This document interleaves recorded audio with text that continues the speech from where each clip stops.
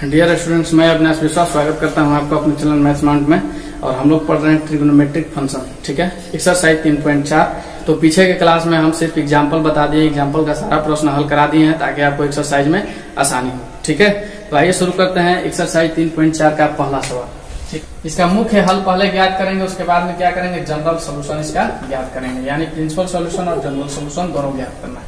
और general solution ज्ञात करने के लिए प्रिंसिपल सोल्यूशन का होना बहुत जरूरी है। ठीक है, तो देखिए tan x बराबर में कितना दिया, √3 दिया हुआ है। तो tan x बराबर में tan में √3 किसका वैल्यू होता है, तो 60 डिग्री का होता है, यानी कि π/3 का वैल्यू होता है। ठीक है, यहाँ से तो एक मुख्य हल हमको मिल गया है। जो भी मुख्य हल होता है 0 और 2π के बीच ही होता है ना। जो भी निकल के आता है 0 और 2π के बीच ही निकल के आता है।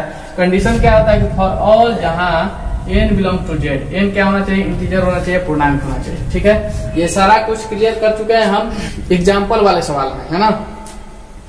तो tan x बराबर tan π/3 के बराबर हो जाएगा, क्योंकि √3 जो होता है π/3 के वैल्यू के बराबर होता है। ठीक है, और प्रिंसिपल सॉल्यूशन हमेशा 2 निकलता है। ठीक है, प्रिंसिपल सॉल्यूशन हमेशा 2 निकलता है। ठीक है, तो एक तो ये निकल गया π/3, और π/3 को इसलिए लेंगे क्योंकि ये माइनस में नहीं, अगर माइनस में होता है तो प्रिंसिपल सॉल्यूशन कभी भी माइनस में नहीं होता है ना, हमेशा प्लस वाले को लेते हैं। तो tan x बराबर tan π/3 हो गया, तो एक सोल्यूशन हो गया। दूसरा सोल्यूशन निकालिए, तो देखिए क्वाड्रेंट की नॉलेज हमको होना चाहिए। ठीक है, क्वाड्रेंट में क्या होता है, यहाँ पे साइन और कोसेक होता है, साइन कोसेक पॉजिटिव होता है ना। यहाँ पे ऑल पॉजिटिव होता है, यहाँ पे कॉस और सेक पॉजिटिव होता है, और यहाँ पे tan और कॉट पॉजिटिव होता है ना। ये किसका, एक्स एक्सिस का है, यहाँ पे 2π विराजमान है, यहाँ पे पाई है, और यहाँ पे ये वाई एक्सिस है, और y एक्सिस पे π/2 रहता है, 3π/2 रहता है। ठीक है, ये सब कुछ मालूम होना चाहिए। ठीक है, अब क्या कर लेंगे कि अगला मुख्य हल ज्ञात करने के लिए हम क्या करेंगे, क्वाड्रेंट को फॉलो करेंगे, चतुर्थांश को फॉलो करेंगे, और देखेंगे कि tan कहाँ पॉजिटिव होता है। ठीक है, तो हम देख रहे हैं कि π+x करने पर क्या होता है, tan पॉजिटिव होता है। और यहाँ पे एक शर्त और भी है कि tan जो है अपना फंक्शन चेंज नहीं होने देगा, है ना। tan के रूप में ही रहेगा, किस पे, x एक्सिस पे। इसीलिए हम फॉर्मूला का यूज करते हैं कि चूंकि tan π+x बराबर में tan x हो जाता है। ठीक है, तो लिख लेंगे कि tan π + π/3 बराबर में tan π/3।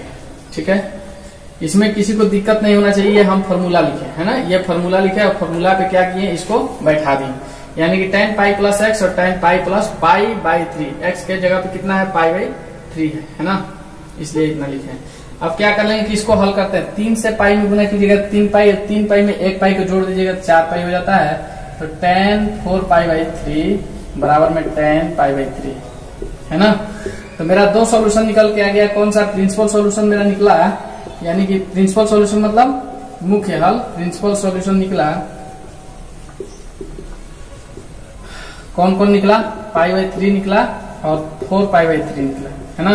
अब क्या करेंगे, जनरल सॉल्यूशन ज्ञात करेंगे, इसका कौन सा, व्यापक हल ज्ञात करेंगे। ठीक है, और व्यापक हल ज्ञात करने के लिए मेरा फॉर्मूला क्या होता है कि चूंकि tan x बराबर tan y अगर दिया हो तो x बराबर क्या हो जाता है, n π प्लस में y, है ना, जहां पे for all n belong to z, है ना, जहां पे क्या होता है कि n जो होता है इंटीजर होता है। तो आगे बढ़ेंगे तो n π और प्लस में क्या लेते हैं आप, y का वैल्यू, और y का वैल्यू दोनों में से किसी एक को लेना होता है। ठीक है, लेकिन छोटा वाला को लिया जाता है ना, छोटे वाले को लिया जाता है। तो π/3 for all n belong to z, है ना, बन गया बस। तो इस तरह से tan x का दोनों मान हम लोग ज्ञात कर लिए, मुख्य हल ज्ञात कर लिए और व्यापक हल ज्ञात कर लिए, प्रिंसिपल सॉल्यूशन और जनरल सॉल्यूशन ज्ञात करके दिखा दिए। ठीक है, अगला सवाल देखते हैं। तो देखिएगा अगला सवाल दिया हुआ है एक्सरसाइज 3.4 का दूसरा सवाल बना रहे हैं कि sec x बराबर में 2 और मुख्य हल तथा व्यापक हल इसका ज्ञात करना है। ठीक है, तो इसको ज्ञात करने से पहले इसको क्या कीजिएगा, sec x को चेंज कर लीजिएगा। sec किसमें चेंज होता है, cos में, है ना। जैसे अगर यहाँ पे cot दे देता तो उसको tan में चेंज करते हैं। अच्छा, चेंज क्यों करने की जरूरत है, जैसा दिया वैसा नहीं बना सकते, बना सकते हैं, लेकिन लास्ट में जाकर के चेंज करना ही पड़ेगा। इसलिए चेंज करना पड़ेगा क्योंकि जनरल सोल्यूशन ज्ञात करने के लिए हम लोग 3 ही फॉर्मूला जानते हैं, साइन, कॉस और tan के रूप में जानते हैं। ठीक है, अगर चेंज करना ही पड़ेगा तो शुरू से चेंज करके चलते हैं। तो हम लोग sec x को क्या लिखते हैं, cos x लिखते हैं, है ना। cos x हो गया है, उसके बाद में 1/2 हो जाएगा, ये 2 क्या हो जाएगा, 1/2 के रूप में हो जाएगा। अब देखिएगा कि cos x जो है 1/2 के रूप में आ गया, तो x के जगह पे कितना लिखना होगा कि 1/2 के बराबर हो जाएगा। वैसे आप देखिए कि 1/2 जो होता है cos में किसके वैल्यू के बराबर होता है, कितना के वैल्यू के बराबर होता है। तो cos 60 डिग्री का जो वैल्यू होता है 1/2 होता है। तो cos 60 डिग्री को हम लोग लिखते हैं cos π/3, है ना। ये cos 60 डिग्री को हम लोग दिखा दिए, है ना। तो यहाँ से तो एक मुख्य हल हमको निकल के आ गया π/3, ये प्लस में है इसलिए इसको लेंगे, माइनस में रहता तो आगे बढ़ जाते, ठीक है। लेकिन एक और मुख्य हल हमको ज्ञात करना है, ठीक। तो क्वाड्रेंट में चलेंगे और देखेंगे कि किसमें cos जो होता है पॉजिटिव होता है, क्योंकि cos जो है देखिए यहाँ पे पॉजिटिव है, 2 क्या है पॉजिटिव में है, इसीलिए पॉजिटिव वाले में चलेंगे। तो cos पॉजिटिव 2π - x करने पर आ जाएगा, है ना, यानी 2π से पीछे आने पर। तो हम लोग लिखेंगे यहाँ पे फॉर्मूला क्या लिखेंगे, cos 2π - x, 2π - x बराबर क्या, cos x, है ना। क्योंकि 2π से पहले किसका घर है, cos और sec का है, cos और sec इसमें चतुर्थ क्वाड्रेंट में क्या होता है, पॉजिटिव होता है, ठीक है। तो ये तो फॉर्मूला था, तो इसलिए यहाँ पे लिख सकते हैं हम लोग, ये चुकी में था कि cos 2π माइनस में π/3 लिख लेंगे अब π/3 और बराबर में क्या cos π/3 हो जाएगा, है ना। अब इसको हल करते हैं, तो होता है क्या कि 3 से 2π में गुना कर लीजिएगा, तो 6π माइनस में पाई यानी कि 5π हो जाएगा, cos 5π/3 इतना हो जाएगा, बराबर में क्या cos π/3 हो जाएगा, ठीक है। तो यहां से हम देख रहे हैं कि प्रिंसिपल सॉल्यूशन मेरा निकल के आ रहा है, हेंस प्रिंसिपल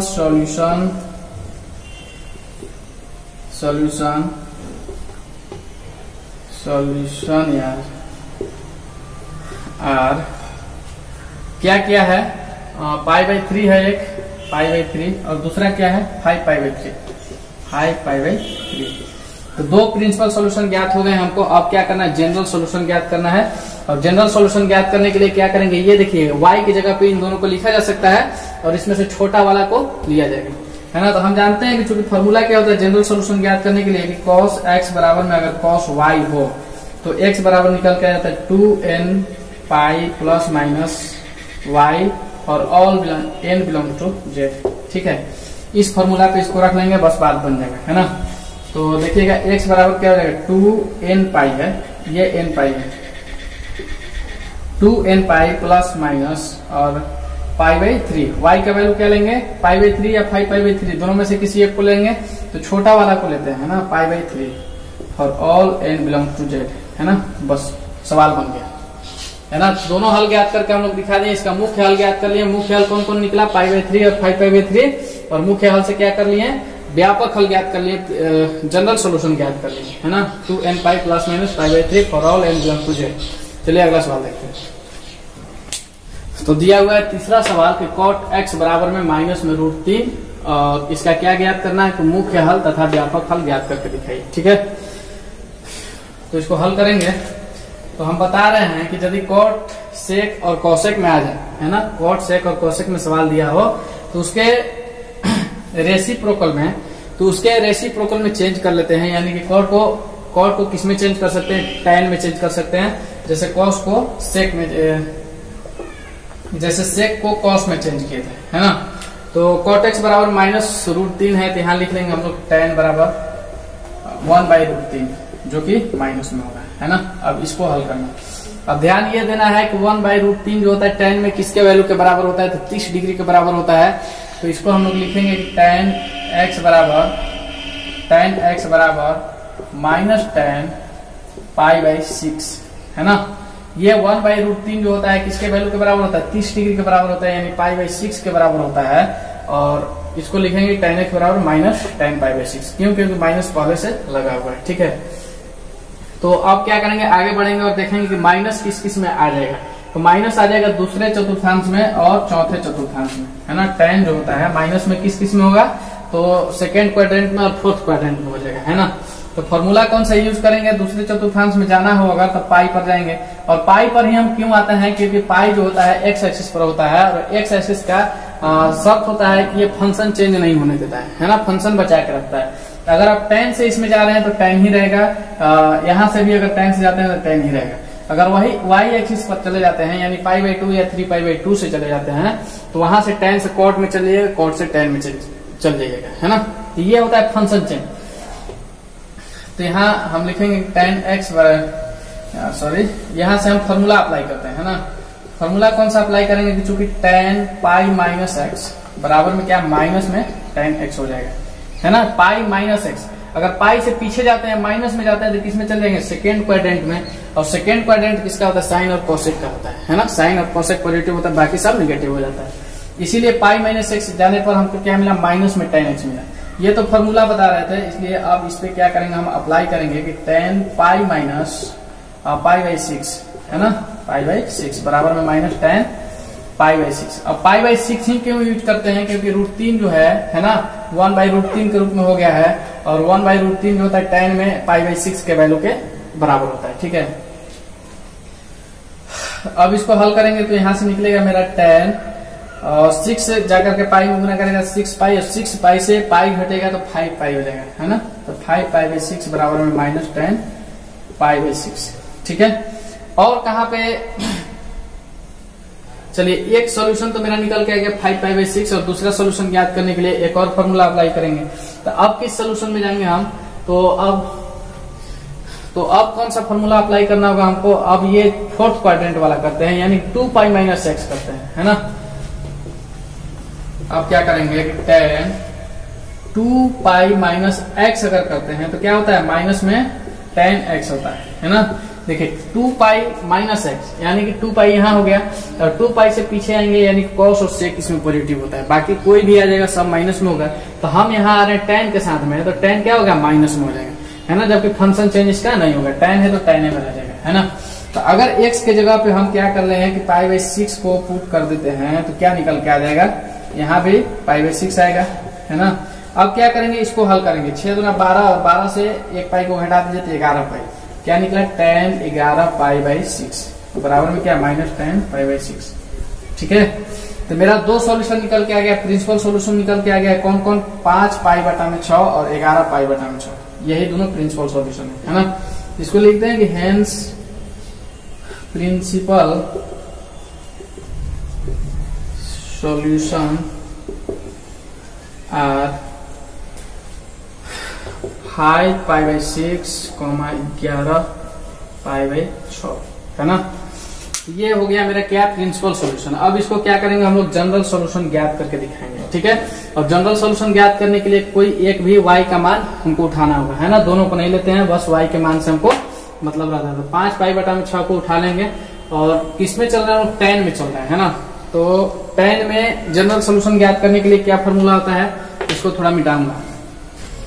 फॉर्मूला होता है कि चूंकि tan x बराबर अगर tan y हो, है ना।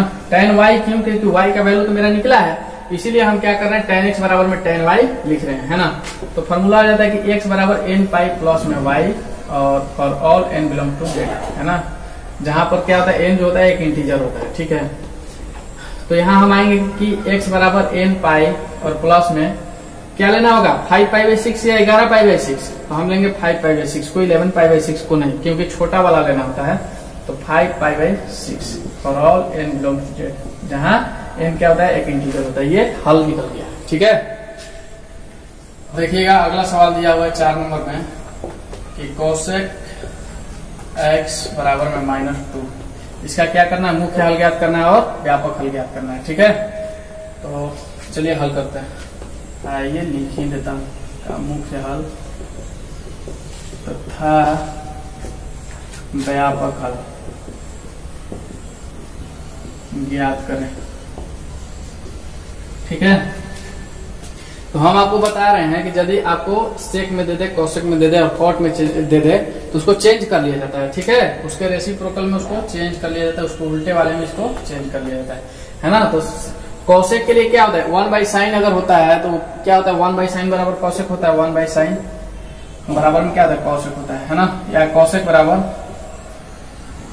कोसेक हो गया ना, 1 बाई साइन बराबर 1 बाई कोसेक एक्स बराबर साइन एक्स होता है ना।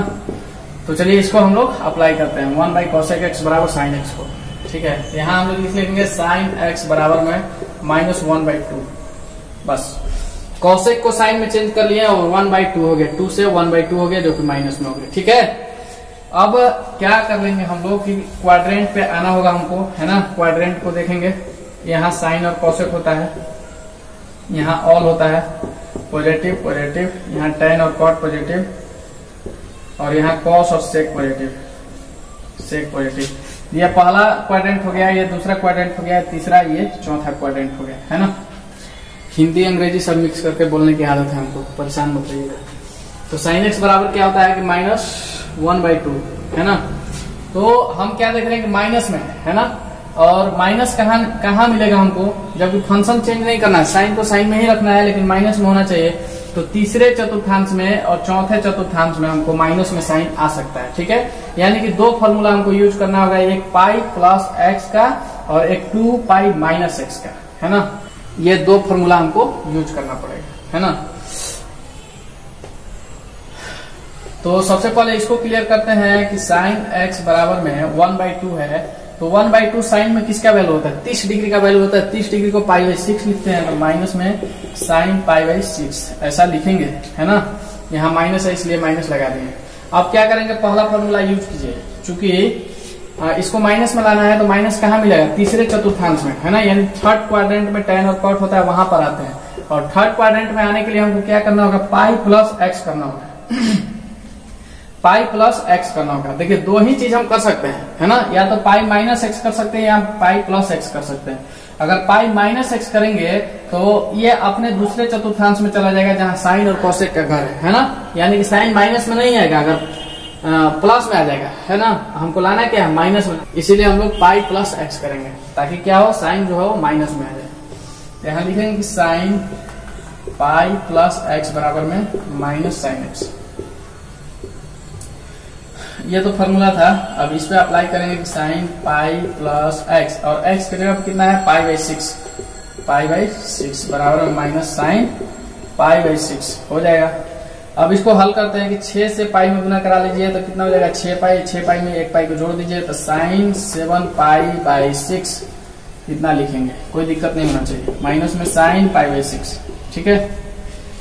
साइन 7 π/6 यहाँ से आ गया, 6 से गुना कर लिए, 1 को जोड़ दिए, है ना, तो 7 π/6। अब क्या कर लेंगे, एक सॉल्यूशन तो मेरा निकल के आ गया, प्रिंसिपल सॉल्यूशन एक निकल के आया। दूसरा सॉल्यूशन ज्ञात करने के लिए अब क्या करेंगे, फोर्थ क्वाड्रेंट में जाते हैं जिसमें कॉस और सेक पॉजिटिव होता है, बाकी सब निगेटिव होता है ना। तो फोर्थ क्वाड्रेंट में जाने के लिए हम लोग क्या करेंगे, उसका क्या कौन सा फॉर्मूला यूज करेंगे कि साइन 2 पाई माइनस एक्स, है ना, 2 पाई माइनस एक्स बराबर में माइनस साइन एक्स, ये फॉर्मूला है। अब x की जगह पे क्या कीजिए, π/6 को पुट कीजिए, है ना, यहाँ भी π/6 आ जाएगा, ठीक है। अब इसको हल करना होगा हमको, 6 से 2 में गुना करेंगे तो 12 हो जाता है, 12 से 1 घटेगा, है ना, तो 11 π/6। यहाँ क्या हो जाएगा, साइन 11 π/6 बराबर में क्या, माइनस साइन π/6, ठीक है। यहाँ से हम देख रहे हैं कि दो मेरा सोल्यूशन निकला, एक 11 π/6 और दूसरा 7 π/6, है ना। तो लिखिए हेंस प्रिंसिपल सॉल्यूशन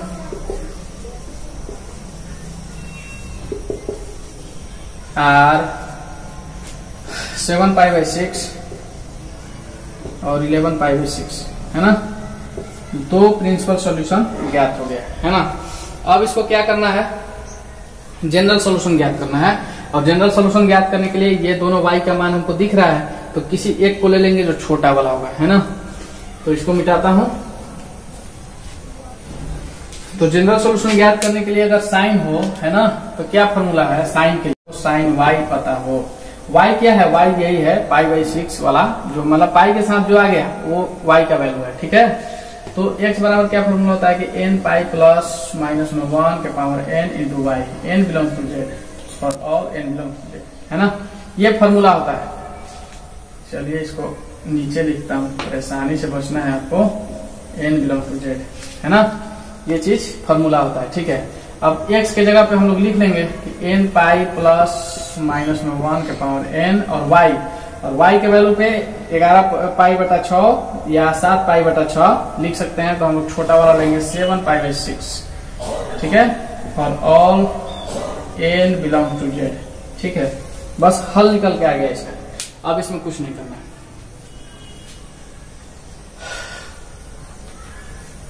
तो चलिए आगे का सवाल अगले क्लास में बनाया जाएगा, ठीक है। आज के लिए बस इतना ही, क्योंकि वीडियो लॉन्ग हो जाएगा। और अगर आपको समझ में आता है तो लाइक सब्सक्राइब और शेयर जरूर कीजिएगा, है ना। लाइक सब्सक्राइब और शेयर करके आप मेरे मेहनत का परिणाम दे सकते हैं। ठीक है, आप मेरे लिए बस इतना ही कर सकते हैं और कुछ नहीं कर सकते हैं, है ना। लाइक कर सकते हैं, सब्सक्राइब करवा सकते हैं अगर कर लिए हैं तो, और नहीं तो फिर शेयर कर सकते हैं। ठीक है, तो बने रहिए मेरे साथ, मैं आपके लिए हर रोज वीडियो लेकर के आऊंगा और मिलेंगे अगले क्लास में। तब तक के लिए धन्यवाद, थैंक यू।